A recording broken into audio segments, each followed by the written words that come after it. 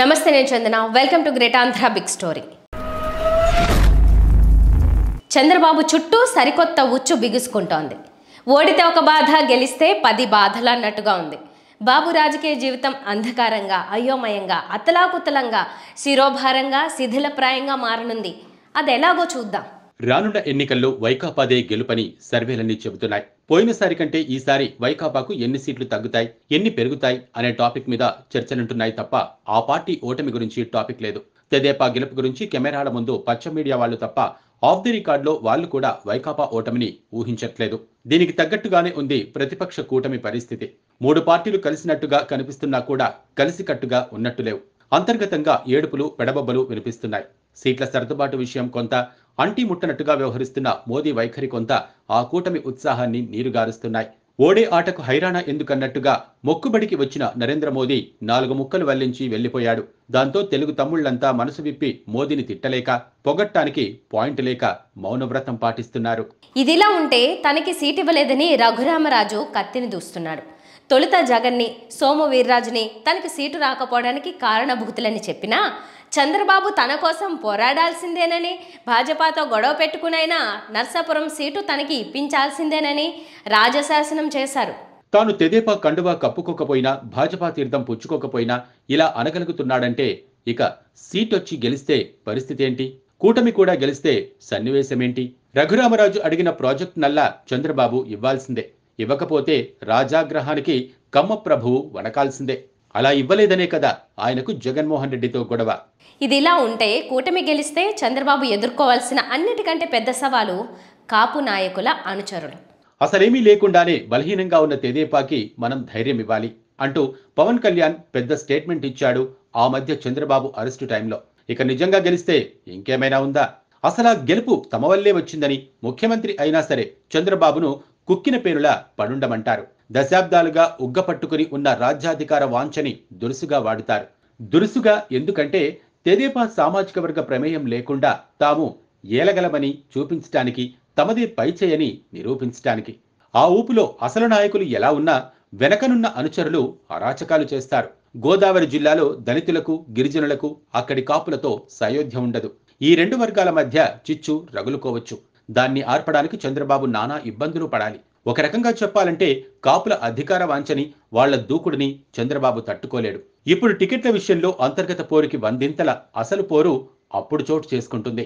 ఇక చైతన్య నారాయణ విద్యా సంస్థల యజమానులు ఈ ఎన్నికల్లో చాలా ఖర్చు పెడుతున్నారు. రేపు గెలిస్తే ఇప్పుడు నడుస్తున్న ప్రభుత్వ పాఠశాలలను నడవనిస్తారా? పునరుద్ధరణ చెందిన ప్రభుత్వ బడుల దెబ్బకి వీళ్ల వ్యాపారాలు ఇప్పటికే బాగా దెబ్బతిన్నాయి. కనుక ఆ ప్రభుత్వ బడుల్ని మళ్లీ పూర్వస్థితికి తీసుకెళ్లమని ప్రభుత్వంపై లోపాయికారి ఒత్తిడి పెంచరా? అలా చేస్తే ప్రజాగ్రహం తప్పదు. చేయకపోతే ఈ ప్రైవేట్ విద్యా సంస్థల యజమానులు ఫుట్బాల్ ఆడతారు బాబుని. మరోవైపు అమరావతి బ్యాచ్, ఆ ఉద్యమంలోని నాయకులు ప్రతి ప్రాజెక్టు అక్కడే రావాలని డిమాండ్ చేస్తారు. మరో ప్రాంతాన్ని అభివృద్ధి చెందనియ్యరు. ఏకీకృత రాజధాని, అది ఒక్క అమరావతే అనే నినాదం దేనికంటే సకల పెట్టుబడులు అక్కడికే రావాలి, రియల్ ఎస్టేట్ పెరగాలి. అదే కదా లెక్క. గతంలో రాయలసీమకు రావాల్సిన ఎయిమ్స్ ని మంగళగిరిలో పెట్టడం, ఐటీ కంపెనీలను విజయవాడకు తరలించడం లాంటివన్నీ మనం 2014-19 మధ్య చూశాం. జగన్ మాత్రం అన్ని ప్రాంతాలపై దృష్టి పెడుతూ వచ్చారు. మళ్లీ అవన్నీ వెనక్కి వెళ్తాయి. అలాంటి ఒత్తిడి బాబుపై ఉంటుంది. ఈ ఒత్తిడికి చంద్రబాబు లొంగితే తక్కిన ప్రాంతాల నాయకులు తిరగబడతారు. లొంగకపోతే అమరావతి నాయకులు, ప్రజలు తిరగబడతారు. దాన్ని ఎదుర్కోవాలి. అలాగే సోషల్ మీడియా యోధులు ఉన్నారు. వాళ్ళకి ఏదో విధంగా లబ్ధి చేకూర్చమని ఒత్తిడి ఉంటుంది. లేకపోతే ఏకులు మేకులవుతారు. రివర్స్ వీడియోలు చేసి దొంప తెంచుతారు. భంగపడ్డ ఒక్కో సోషల్ మీడియా యోధుడు ఒక్కో రఘురామరాజయ్యి పక్కలో బల్లెల్లా మారుతారు. వీళ్ళందరినీ కాసుకోవాలి. అలాగే జగన్మోహన్ రెడ్డి కంటే ఎక్కువగా వాగ్దానాలు చేస్తున్నారు బాబు. అవన్నీ నెరవేర్చమని ప్రజలు పీక్కు తింటారు. ఇవ్వకపోతే ధర్నాలు గట్రా చేస్తారు. ఇవ్వాలంటే నిధులు చాలవు. ఫోన్ కొడితే మోదీ ఇచ్చేస్తాడనుకోవడం కూడా అంత ఈజీ కాదు. ఒకవేళ ఇచ్చినా మోదీ ఫోటోతో, మోదీ పెట్టిన పేరుతో స్కీములుండొచ్చు. ఎందుకంటే అధికారికంగా కూటమిలో ఆ పార్టీ ఉంది కనుక. మోదీ చెప్పిన డబుల్ ఇంజన్ ప్రభుత్వం అంటే ఇదే మరి. అలా చేస్తే అంతా మోదీయే చేస్తున్నాడు, బాబు చేస్తున్నది ఏదీ లేదని ప్రజలు తెదేపాను మానసికంగా దూరం పెడతారు. గతంలో గెలిస్తే చంద్రబాబు తనకు అంతవరకు సాయపడిన వాళ్ళని పట్టించుకునేవాడు కాదు. ఇప్పుడు అలా కుదరదు. ముక్కు పిండి తాట తీసి పట్టించుకునేలా చేస్తారు. అసలే కూటమి వల్ల అధికారం ఏకీకృతంగా ఉండదు. ప్రతి కూటమి అధినేత సమానమే. చంద్రబాబు ఆడిందే ఆటగా, చేసిందే శాసనంగా ఉండదు. ఈ గజిబిజి గందరగోళం మధ్య ఇక కేంద్ర భాజపా ఎప్పుడు ఎలా ప్రవర్తిస్తుందో తెలియదు. ఎంత పొత్తు పేరుతో పక్కలో పడుకోబెట్టుకున్నా తెదేపాకు భాజపా అనేది పాము లాంటిదే. ఎప్పుడైనా పడగ విప్పొచ్చు. అటు మహారాష్ట్రలో శివసేనను చీల్చి ఆడుకుంటోంది భాజపా. అదే సీన్ కర్ణాటక, తెలంగాణలకు కూడా తప్పకపోవచ్చు. అదే ఫార్ములాతో కూటమిని చీల్చి తమ భాజపా జెండాను రాష్ట్రంలో పాతుకునే దిశగా రాజకీయమూ చేయొచ్చు. వీటన్నింటికీ మౌన సాక్షిగా, మౌన బాధితుడిగా చూస్తూ ఉండాలే తప్ప గతంలో లాగా రాజకీయ చక్రం తిప్పే సన్నివేశాలు ఉండవు చంద్రబాబుకి.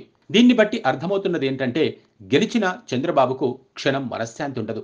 వెన్నుపూస మీద ఎప్పుడు ఎవడో ఒకడు కాలేసి తొక్కుతున్నట్టుగా ఉంటుంది బాబుకి. దీనికంటే స్కిల్ స్కామ్లో లోపలికెళ్లి కూర్చున్న 52 రోజులే ప్రశాంతంగా ఉన్నాయని అనుకోవచ్చు బాబు.